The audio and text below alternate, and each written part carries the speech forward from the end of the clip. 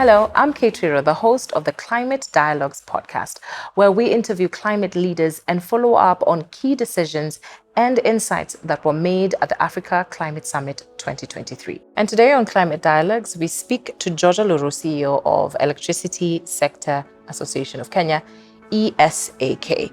And of course, we need to explore insights and developments in the energy sector on key commitments that follow the Africa Climate Summit of 2023. Welcome to the show, George. Thank you. How are you doing? Good, I'm good. A brief introduction of George Aluru and ESAK itself. Thank you. So my name is George Aluru. I'm the CEO of the Electricity Sector Association of Kenya.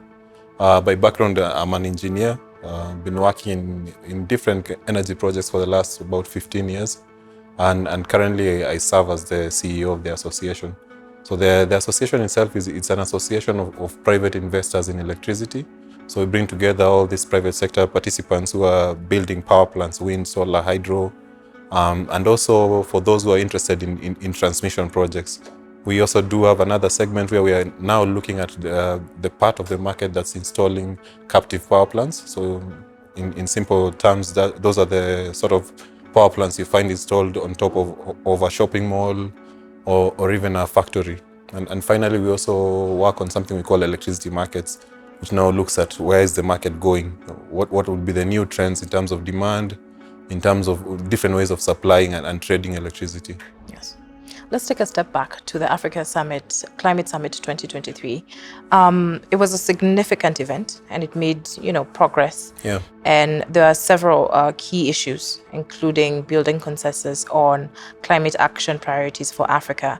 Could you summarize your key takeaways from the Africa Climate Summit 2023 and specifically on the energy sector? Yeah. So I think the ACS, as it's called, was one of its kind of event. It was the first time actually Africans were sitting together and discussing around their own climate issues, not in COP, not in another kind of Western country kind of organized event, but within their own African event. So in this event, they realized that there are some few challenges that exist, including access. So we have about 600 million people in Africa who don't have access to electricity.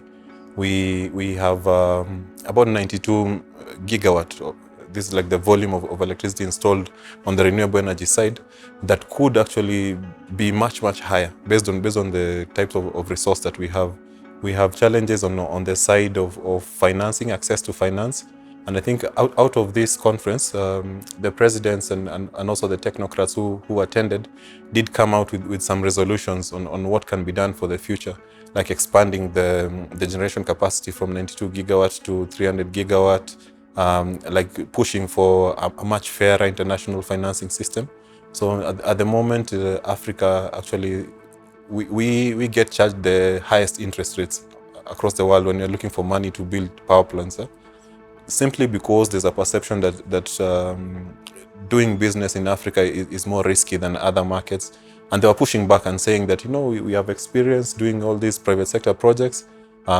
We have built the confidence to warrant us getting better terms in terms of financing. So for me, these are some of the key resolutions of this ACS summit that was in Nairobi last year.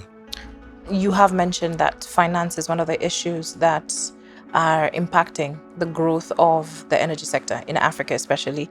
How are the developed countries increasing their climate finance to help developing countries like ourselves and continents like ourselves transition to now renewable energies? Yeah, so the main way they're doing this is through the specific pools of funds that have been created by different organizations. We have one by the World Bank, you have another one by the African Development Bank, the European Investment Bank.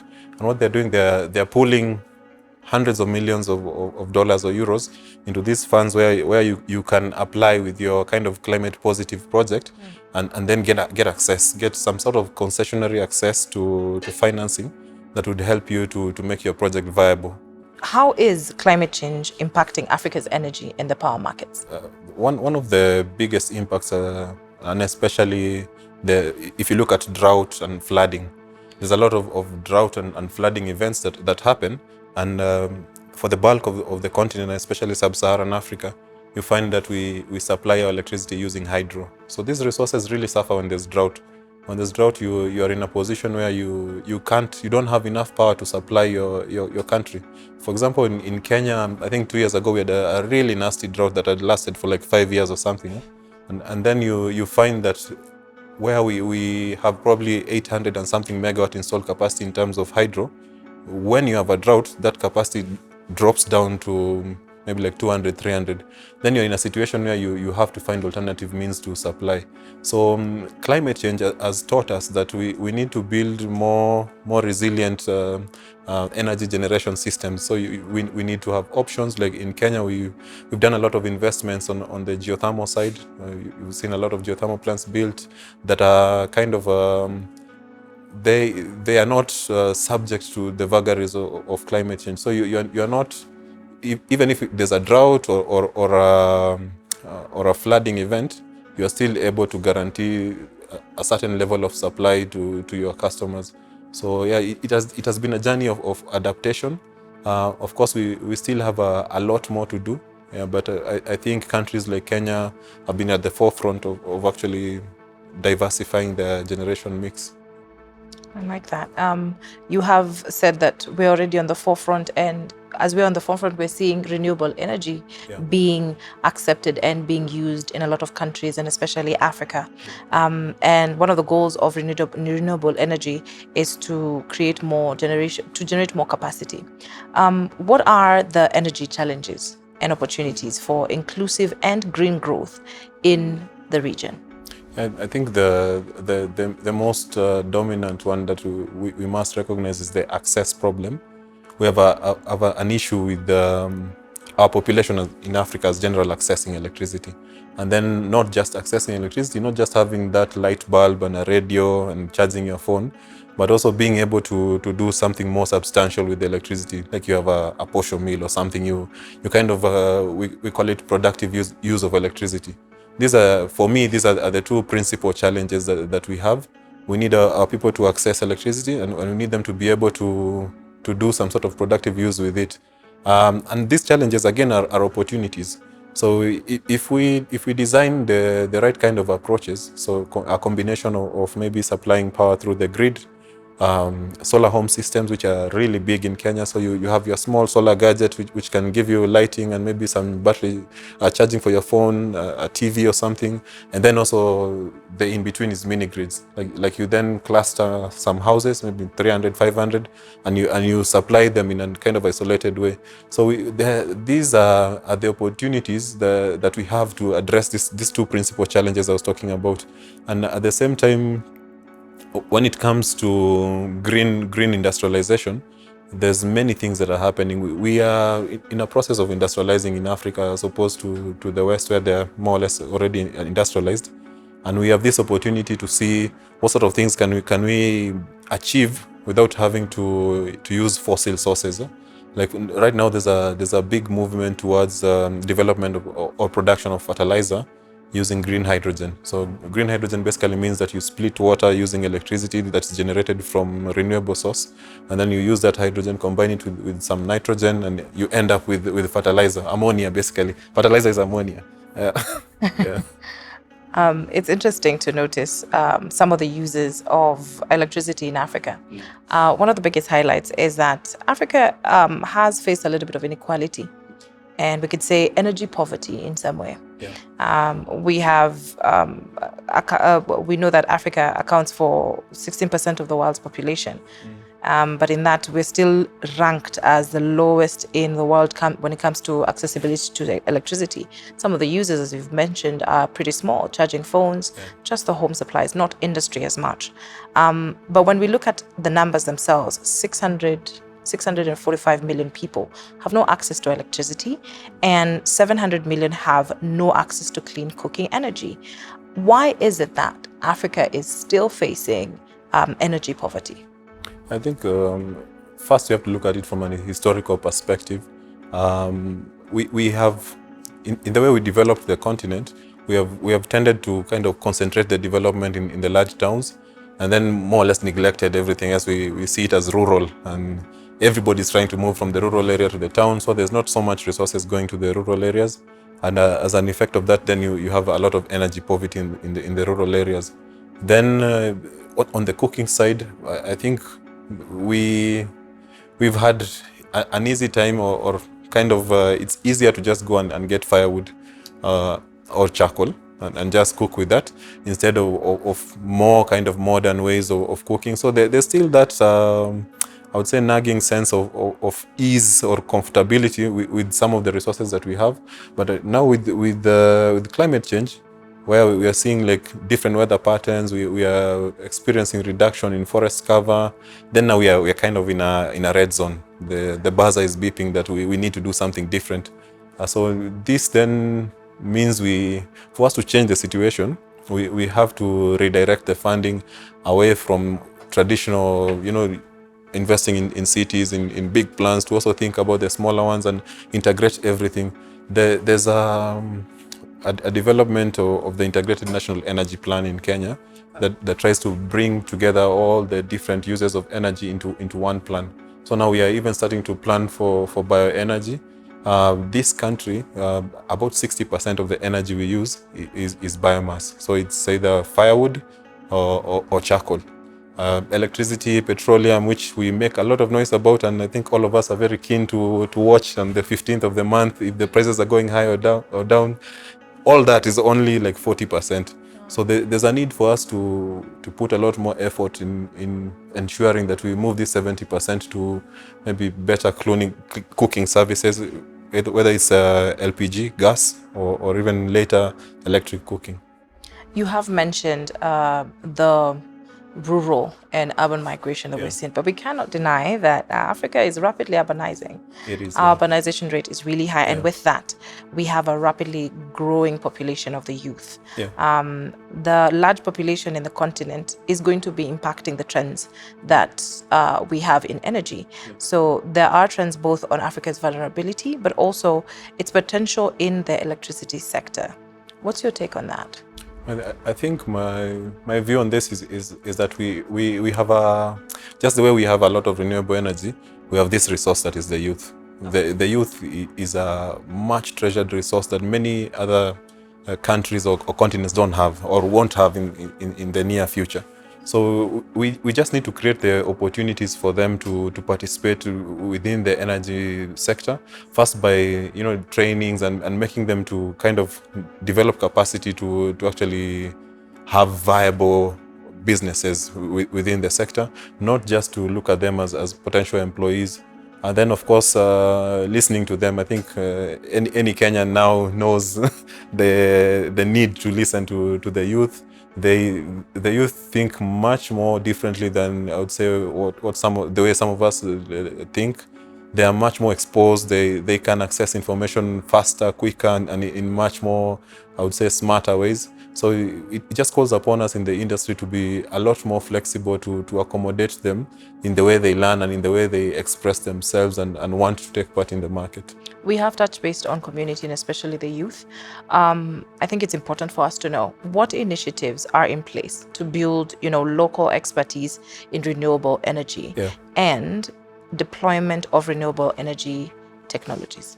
So there's a lot of, I think, training that is available in different universities in the country. You have people now studying degrees in renewable energy. Traditionally, you just move from something like electrical engineering or social sciences into renewable energy. But now we are seeing a lot of specialized courses that are being offered by universities. And then the place of internships. There's no better place to learn than in the work itself. So there's a lot of internship opportunities that are existing and also need to be expounded on. Actually, as an association, you're also working on an internship program where we would take the fresh graduates or early career kind of individuals and place them in companies where they can actually see the work itself, not really based on theory, but apply their theory to solve problems within the sector. And I must add that in the field of renewable energy, you're not just looking at engineers. So you have there's a place for social scientists who will go to the Maasai farms and explain to them how wind works, and help us to engage the communities to understand how the renewable energy will affect their lives, and how things will change once we put a power plant there. We still need scientists on the environmental side to tell us which birds will be affected if we put, let's say, a wind farm.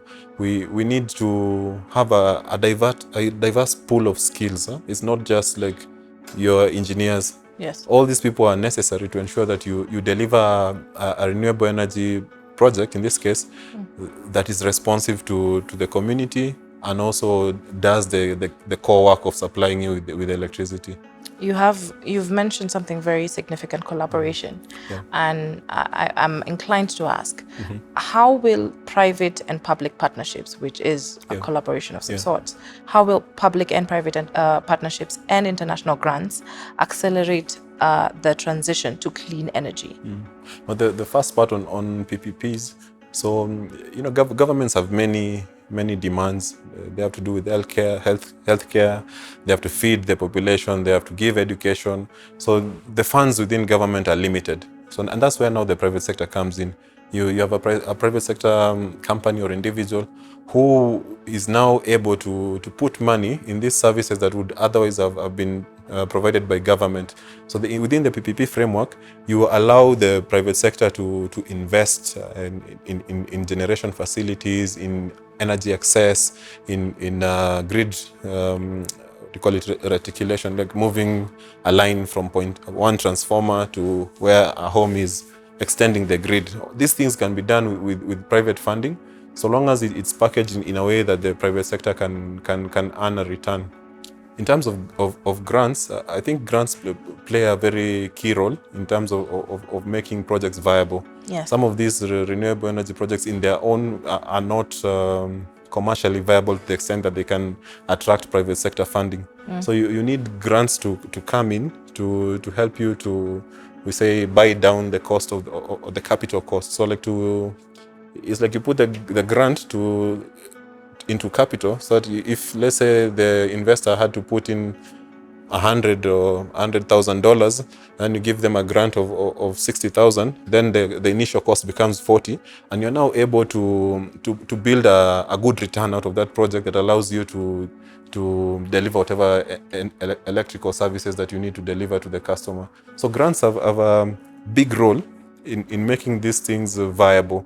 And a lot of, let's say, like the solar home system market wouldn't be where they are today without grants in the beginning. So you need a grant to kind of stimulate the market, and after a while, then you are able to run on purely commercial basis.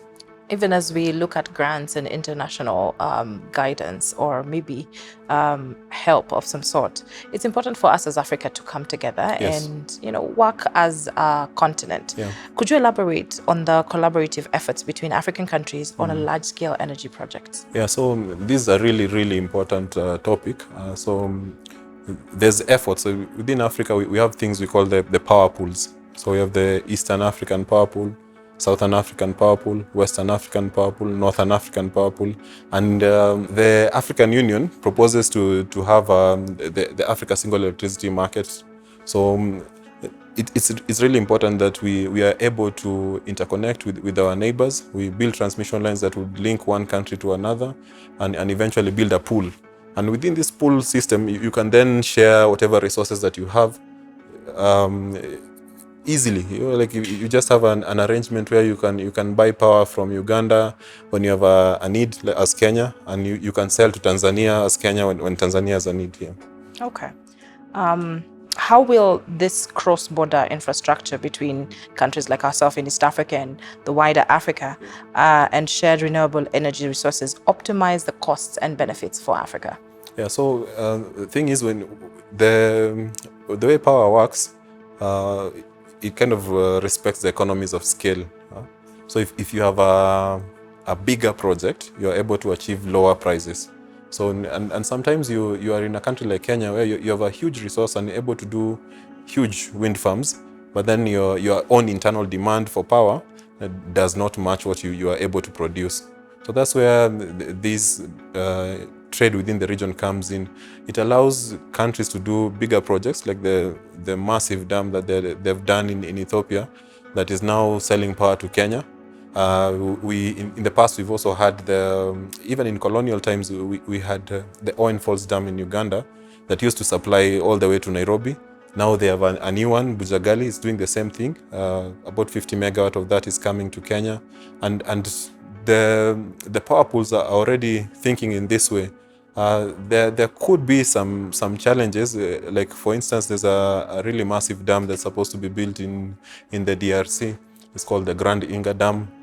Ideally, that dam alone would be able to supply Kenya, Uganda, DRC, all the way down to South Africa, and even some spare capacity for West Africa and Northern Africa. Yeah. But then it becomes really challenging for such a big project to push it through.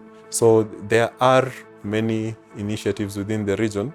And those projects would allow us to maximize on the use of our renewable energy resources. Mm-hmm. And in the scale of the project, then we end up with lower prices. Okay. Yeah. We cannot discuss Africa without the prospect of where Africa is going to be heading.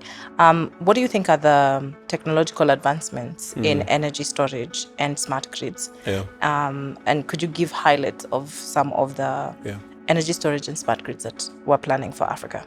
On the smart grid side, I think there's a lot of digitalization that's happening on the grid, which means you're collecting data on different things, on consumption, on customer behavior, on renewable energy resource like wind and sun and all that. And that digitalization now is driving a whole kind of efficiency way of running grids. And this is now helping us to manage whatever resources that we have, to deliver them at the time they are needed, in the place they are needed, at the best possible price. So that's the side of smart grids. So smart grids just help you to get data, and with the data you can do many different things, including understanding how the customer behaves and reacting to the customer in the way you supply to them based on how they behave. On batteries, it's an evolving technology. There are many different new kind of types of batteries undergoing research in all sorts of places in this world. Mm-hmm. But to a large extent now we are going to see grid scale batteries, and I mean not just the battery that you have in your house, but a battery which can store for you a bigger capacity that you can use to stabilize the grid. So when we have much more varying renewable sources on the grid, renewable sources, when they vary, it behaves like a flicker, and electricity really wants you to have like a smooth operation. So batteries will help us at those points where the supply is dipping. We can pull from the battery and ensure our grids continue to be stable. Because in the end, when you go to your house, you want to switch on the light and it comes on. So that's the main goal of adding facilities like batteries. Yeah. I like that. Stability in energy, especially with technological advancements, is something that we need to look out for. But as a continent, we have had our vision. One of our biggest visions has always been 2030. Yeah. Do you feel like Africa is on the course of achieving the universal access to energy by 2030? No, I think we are not. We are still behind. There are some countries that are moving faster, like Kenya. Kenya will likely achieve universal access to electricity by 2030, but I'm not sure it will be universal access to, let's say, like energy, cooking, like clean cooking services. Of course, the government targets to have this achieved by 2030, and you see, Kenya is like one of the leading lights in this. So if you then look at it at a continental level, our neighbors are not doing as good as us. So in that respect, I don't see us as a continent achieving universal access to energy by 2030. Yeah. But we will have moved I would say some steps closer to it. So what needs to be done is to bring in as much financing as possible and have options, have many options of reaching the unreached. So as I said earlier, you have mini grids, you have solar home systems, you have efficient cook stoves, all these approaches need to be allowed to kind of thrive together. And I think in this way, we will, maybe we don't make it in 2030, but a few years later, it is possible. Wow, I love that. Thank you so much for joining us. Africa has to come together to kick out energy poverty. A strong statement from George Aluru, the CEO of Electricity Sector Association of Kenya. Thanks for watching Climate Dialogues podcast. Stay tuned.